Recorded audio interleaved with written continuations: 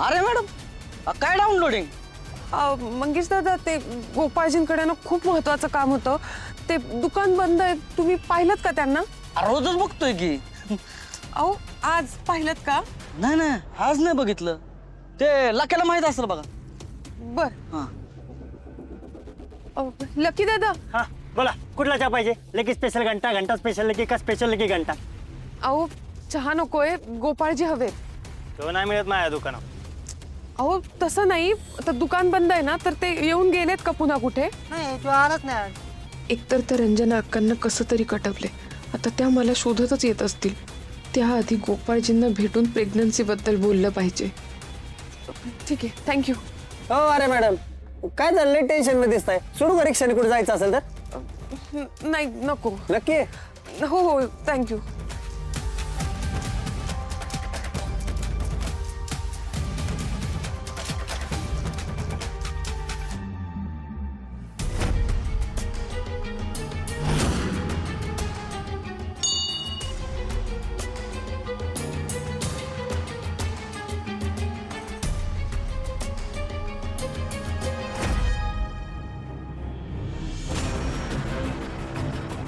गुरुजी नमस्ते. नमस्कार. ते गोपाळजी आहेत ना, ते कुठे आहेत? का काय काम होतं? हो, थोडं अर्जंट होतं. ते तिकडं मंदिराच्या माग जिना खाली जातो बघा, तळघरात, तिथं आहेत. बर, हा. इकडून ना? हा, इकडून पाठीमाग. थँक्यू. जपून जा. हो हो हो.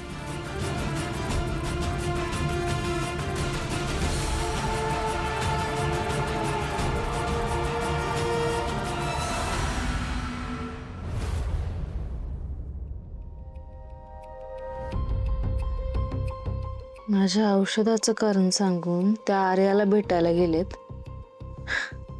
मला काही कळत नाही का? यांच्या मागं जायला पाहिजे होतं, म्हणजे जागेवरच पकडलं असतं. घ्या, मी इथं असल्याचा फायदा करून घ्या. लय दिवस नाही चालणार आहे. आर्या, तुला आमच्यामधनं बाजूला व्हावं लागेल. जो आमच्यामध्ये येईल तो मरणार. गोपाळजी,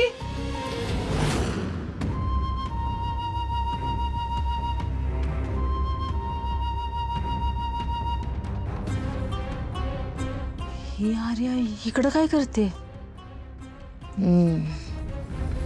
माझ्या नवऱ्याला शोधत आली असणार आहे. म्हणजे माझा नवरा हिला भेटायला गेलाय आणि ही त्याला भेटायला इकडं आली. चांगलंच आहे, येऊ दे.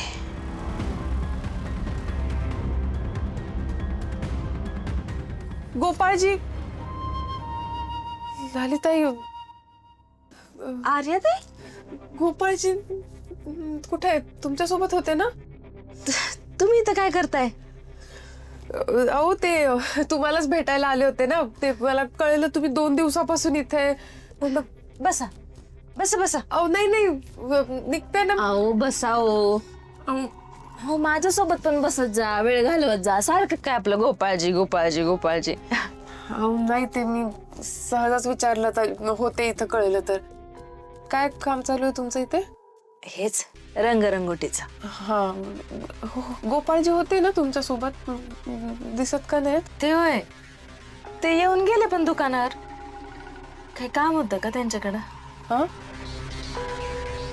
अहो काम नव्हतं काही. ते वाड्यात गेले होते तर कळलं ना तुम्ही सोबत आहे, मग मी विचारलं आपलं सहजच. अच्छा, तुम्ही इतक्या काळजीनं आमची चौकशी करता ना, लय बरं वाटतं.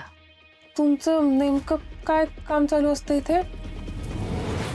यांना जिवंत करायचं.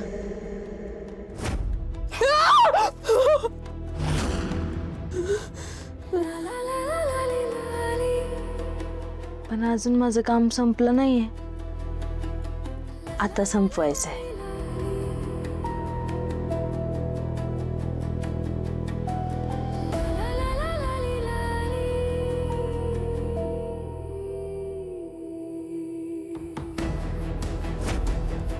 तुम्हाला मी बोलले होते ना, आर्या तीच ही आर्या. बघितलं?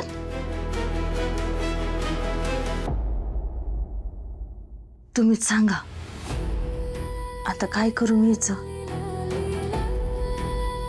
आता जर मी हिचा जीव घेतला तर माझं काय चुकलं? हा, लोक ना उगीच आपल्याला नावं ठेवतात.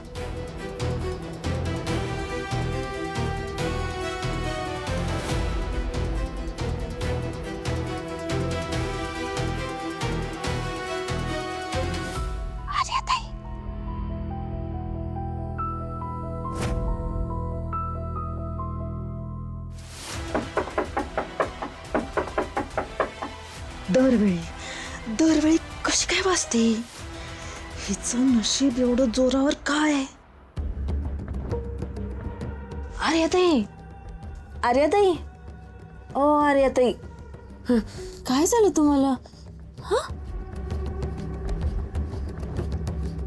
ठीक आहात ना तुम्ही? झालं का उरून का झोप लागली? या गुरुजीचा का जीव निघायला लागलाय? लाली, मी आलेच. या गुरुजी या. दार का उघडत नव्हता? ते जरा बोलत बसलो होतो, लक्षात नाही आलं. आणि यांना का झालाय असं घाबरल्यासारख्या का दिसतात? आहो गुरुजी, ते ह्यांनी मुखवटे बघितले ना. पहिल्यांदा जो कोणी मुखवटा बघतो ना त्याची अशीच अवस्था होते. कुणाला दाखवायचं नाही म्हणून सांगितलं होतं ना. प्रचंड नकारात्मक ऊर्जा आहे ती. ह्याच्यापासून जितकं लांब राहील ना तितकं चांगलं आहे. बरं गुरुजी, चुकलं माझं. आता मी काळजी घेईन. आता इथून पुढं कुणाला नाही दाखवणार. पण तसं माझं काम होतच आलंय. थांबा, हे बघा, बऱ्यापैकी रंगवून झालंय माझं. हा, हात झालं तर फार उत्तम. ह्या दैत्यांपासून तुम्ही जितकं लवकर लांब जाल ना तितकं चांगलं आहे. फार विचित्र आहे तो मुखवटे. माणूस जितका वेळ यांच्या जीवावर जास्तीत जास्त राहील ना तितका तो त्यांच्यासारखा बनत जातो. माणसात नकारात्मक ऊर्जा वाढत जाते. हे मुखवटे माणसाला वश करतात आणि या मुखवट्यांचा प्रभाव त्याच्यावर वाढत जातो. म्हणजे आर्याताईंवर पण हेच?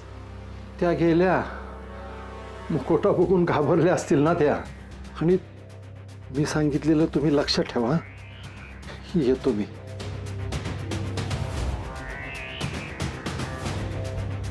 ही आर्या न सांगताच कशी काय निघून गेली? नक्कीच माझ्या नवऱ्याच्या मागावर गेली असतात.